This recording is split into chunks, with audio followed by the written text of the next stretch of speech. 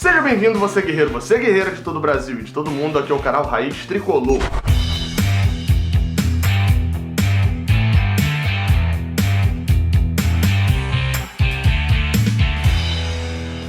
Eu sou o Gabriel Amaral e esse daqui é mais um Papo de Terça, um vídeo que foi muito pedido, todo mundo pedindo pra eu falar sobre essa questão do Abad já há alguns meses, indo lá pra fora, foi pra Londres, foi pra Portugal pra conseguir um aporte financeiro de investimentos pro Fluminense e na verdade eu vou destrinchar isso melhor nesse vídeo. Consegui, estudei pra caramba, então cara, eu mereço o seu like nesse vídeo aqui. Esse eu tô sendo bem claro mesmo, eu mereço o like desse vídeo, mereço mesmo. Não tô deixando avaliação pra você não, vem aqui embaixo e aperta, porque deu um trabalho gigantesco, muito grande mesmo. E eu te garanto, assiste até o final o vídeo, porque lá no final tem a minha conclusão sobre tudo que aconteceu. Eu tô tentando deixar o vídeo o mais enxugado possível pra ele não ficar gigantesco, beleza? Não se esquece de ir lá no Padrim, isso tudo aqui, esse trabalho meu todo aqui, só acontece pela galera que é padrinho aqui do canal do Raiz Tricolor, e é claro que eles têm vantagens. Uma delas, que apareceu aqui embaixo, é de você entrar no grupo do WhatsApp e participar dos sorteios mensais. R$10 só, cara, não é 200 milhões igual o Fluminense quer não, é R$10 só por mês. Você vai lá, mantém o canal ativo, mantém esse tipo de produção de conteúdo sobre o Fluminense ainda acontecendo e de quebra ainda participa de sorteio, ganha ali, pode ganhar alguma coisa, beleza? Vamos embora pro vídeo agora.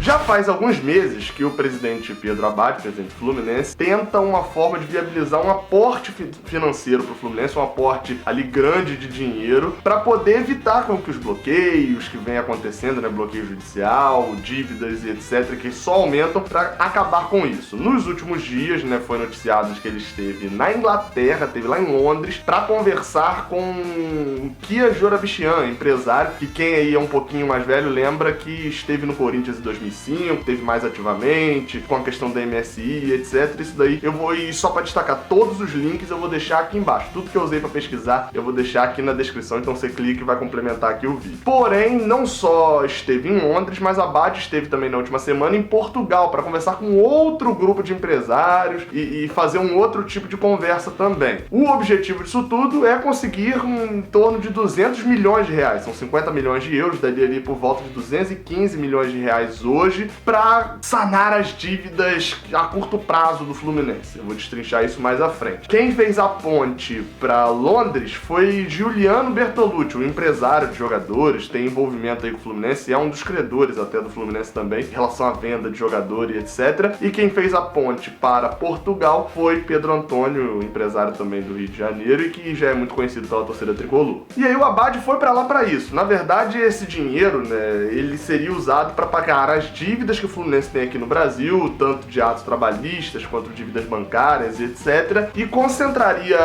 uma dívida com um investidor só. Quais são as vantagens disso? Eu vou listar aqui as vantagens. Primeiro, o Fluminense conseguiria colocar boa parte das suas dívidas em um credor só. Isso facilita muito para qualquer tipo de negociação. Você ter um foco de dívida só ali, pelo menos, o Fluminense até continuaria tendo outros, mas teria um foco a curto prazo. Isso facilita porque consegue taxa de juros menor, você tem ali um pagamento mais a longo prazo e etc. Segundo, o Fluminense teria uma taxa de juros abaixo do que ele tem se for quitar essas dívidas normalmente que tem aqui no Brasil, e também teria um prazo para o pagamento muito maior. E terceiro, esse afogamento, essa falta de ar que o Fluminense tem tido por causa de dívidas a curto prazo acabaria, evitaria bloqueios judiciais, penhoras, né? Evitaria que o Fluminense sofresse esse tipo de coisa, porque as dívidas a curto prazo estariam sanadas. Mas aí você deve estar se perguntando, e esse fundo tem o que a ganhar além dos juros abaixo do mercado, mas com poucos juros? E se o Fluminense der um calote para ele? Bem, a contrapartida é a seguinte: o Fluminense, ao invés de pagar mensalmente, vai pagar semestralmente, fazendo com que o clube tenha ali uma condição de dar um investimento numa hora e etc. Enfim, tem um prazo maior para se organizar, seriam de 6 em 6 meses o repasse das parcelas para esse fundo de investimento. E a outra também, né, uma contrapartida para garantir um calote do Fluminense, seria a renda de venda de jogadores da base do Fluminense. E aí, enfim, eu preciso esclarecer aqui uma coisa que foi difundida por boa parte da torcida, apesar de não estar em nenhum meio de comunicação. Em nenhum momento foi dito que o Fluminense daria porcentagens de jogadores a esse esse fundo de investimentos. Aí a galera já envolveu o Kia Jorabichian e etc. Enfim, não. Só tá dizendo que em caso de não pagamento do Fluminense, caso o Fluminense desse um calote, o fundo tem ali a segurança de que o Fluminense vendeu um jogador da base, ele tem direito a no máximo 50% por cada jogador. Ou seja, era basicamente o Fluminense botando o seu maior ativo hoje, que é a base, os jogadores que vêm de Xerém, colocando como a segurança ali pro anticalote do clube, possivelmente com o fundo.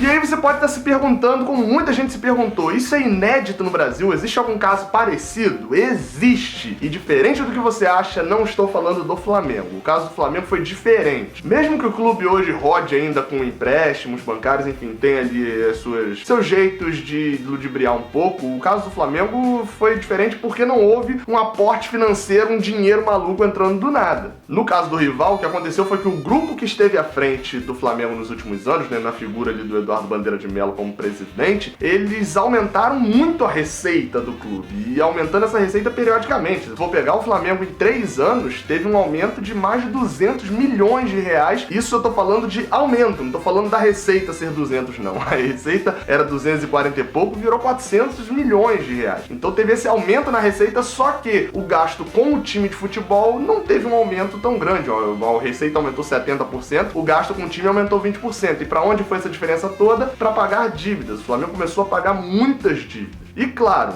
assim como eu falei, o objetivo do grupo era mudar a imagem do Flamengo. O Flamengo aí com uma torcida gigantesca tem um potencial de investimento muito grande, né? Um potencial ali de receber de marketing, etc. E isso fez, é óbvio, se você tem uma direção que tem uma imagem boa, uma direção profissional e que é uma boa para investimentos, o clube começa a receber investimento, começa a pagar dívida e etc. Isso, o dinheiro começa a rodar mais facilmente e o Flamengo consegue ter cada vez mais a arrecadação recorde todo ano, mas não teve um fundo de investimento que quitou boa parte da dívida, etc., como é o caso que o Fluminense está tentando fazer. O caso mais parecido que eu falei aqui no Brasil é o caso do Palmeiras, e aí aqui vale um destaque, né? Mais uma vez eu tô colocando os links aqui na descrição, porque eu não sou especialista, pode ser que eu fale alguma besteira aqui no vídeo, então me corrijam aí nos comentários se eu tiver errado, mas me corrija com embasamento, porque como eu falei, eu li muito, perdi muito tempo fazendo isso, mas eu não sou especialista no assunto. Quando o Paulo Nobre assumiu o Palmeiras, né, foi como presidente,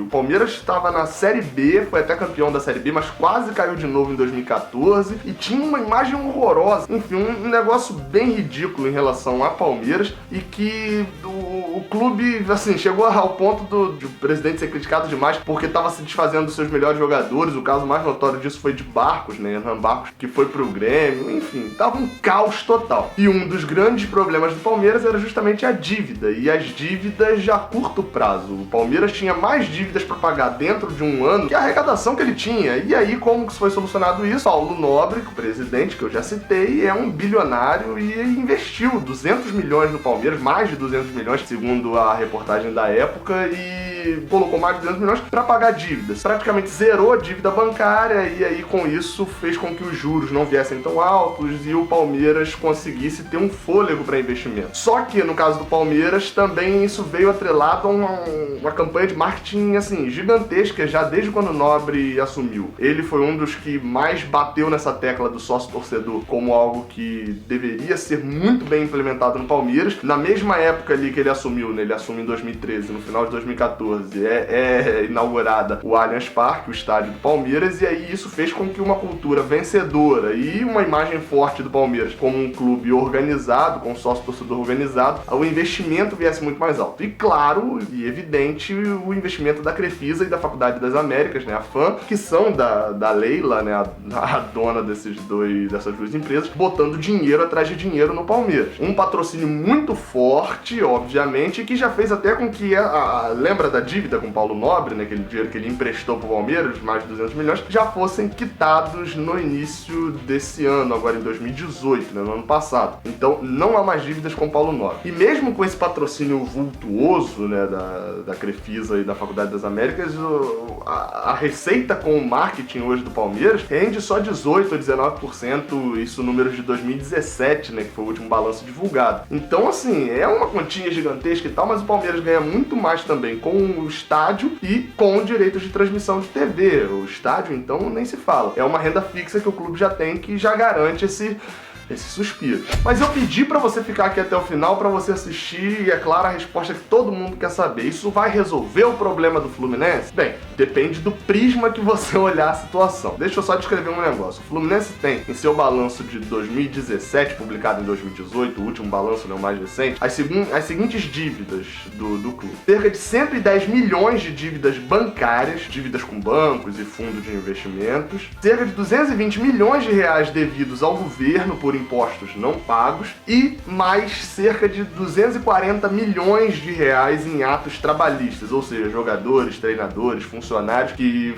foi prometido salários a eles e não foi pago e agora eles entraram na justiça contra o clube. Ou seja, tá vendo o número de dívida do Fluminense? 215 milhões de reais provavelmente entrariam aí para sanar as dívidas bancárias, né? O objetivo principal. Por quê? Porque a dívida bancária é uma dívida de empréstimo e quem já pegou empréstimo sabe. Você pega R$2 e aí você tem que pagar R$1 mais R$1 mais R$1. Você paga 3 por causa dos juros. Se você paga R$1 e não paga o segundo, o 3 já virou 4, e aí o 4 já virou 6, e o 6 já virou 8. Os juros vão entrando. Então quanto mais demora a pagar, mais juros entram. Então é essa dívida que tem que cortar na hora. A outra também importante de começar a zerar é com o governo, porque aí perde parcelinha da renda, vai perdendo. Então o Fluminense usaria esses 215 milhões para equacionar principalmente as dívidas a curto prazo, as dívidas que vão ser cobradas, por exemplo, se conseguisse esse dinheiro caísse na conta hoje, as dívidas cobradas ao longo de 2019 e 2020. Porém, é fato que esses 215 milhões de reais não vão resolver a vida do Fluminense. E a torcida precisa entender isso. Caso esse dinheiro entre, esse dinheiro não será usado no futebol nesse ano e nem no ano que vem e por aí em diante. A torcida precisa entender que esse dinheiro entrando, o Fluminense não volta a ser o time de 2012, né? Não vai voltar a ter aquele time. E outra também, né? O time de 2012 não tinha CT, o time de 2012 não tinha estádio. O time de 2012, mesmo com aquele aporte financeiro ridiculamente alto e aquele número gigante de peças, quase caiu em 2013. Então vale destacar isso. O Fluminense,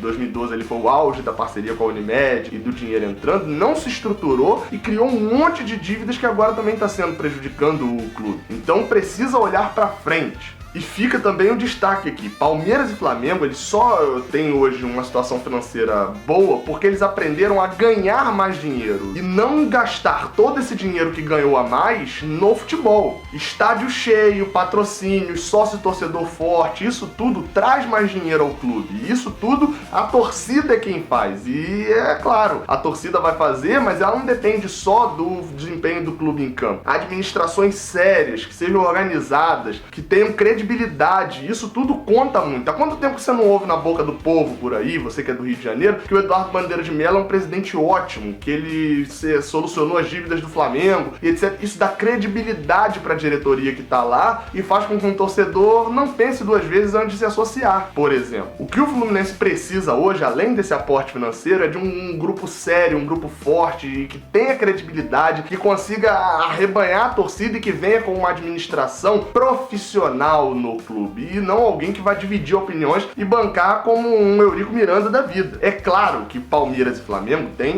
uma capacidade ali até de público mesmo, como um número de torcedores maior e etc, de captar muito mais financeiramente, né? De capitalizar e ter rendas maiores e ter uma receita muito maior por ano. Isso é inegável. Mas o Fluminense, primeiro ponto é deixar de cometer erros bobos. A melhor frase, a frase que eu vou utilizar para encerrar esse vídeo aqui, eu vi pelo Twitter e me desculpa porque eu realmente não sei quem é que fez essa frase, eu até dei uma incrementada dela no final. E eu vou ler aqui agora. A ideia de pegar esse dinheiro emprestado com o fundo e de concentrar essas dívidas lá é boa, é ótimo. O problema é que quem está executando é o mesmo grupo que rescindiu com o Cavalieri e com o Henrique da forma que foi. Enfim, não se esquece de se inscrever aqui no canal aqui embaixo, dar o like nesse vídeo e, é claro, de compartilhar em todos os seus grupos, em todas as suas redes sociais. Faz lá aquela mesma coisa de ir lá no Twitter, compartilhar, que eu vou dar o RT lá também, porque a torcida do Fluminense precisa saber de tudo isso. Muito obrigado a todos, saudações tricolores e até a próxima. Valeu!